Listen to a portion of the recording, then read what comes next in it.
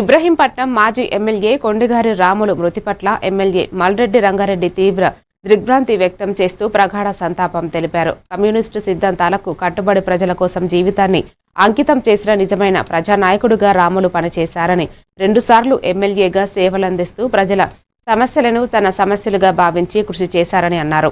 ఆయన మరణం నియోజకవర్గానికి తీరని లోటని పేర్కొంటూ కుటుంబ సభ్యులకు సానుభూతి తెలిపారు.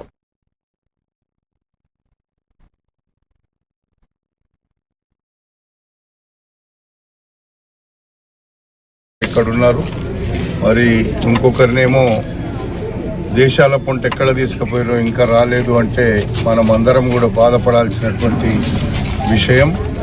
కాబట్టి కొండిగారి రాములు యొక్క మరణం ఇబ్రహీంపట్నం ప్రజల అందరికీ కూడా ఒక బాధాకరమైనటువంటి దినం ఈరోజు. ఆయన ఆత్మకు శాంతి కలగాలని, వాళ్ళ కుటుంబానికి భగవంతుడు అన్ని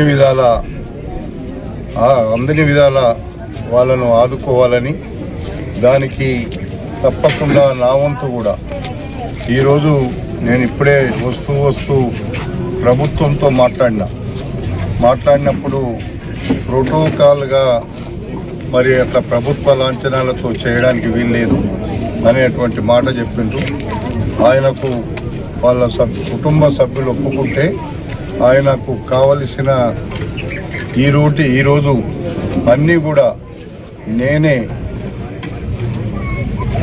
ఖర్చు పెట్టి చేయించడానికి నేను నిర్ణయం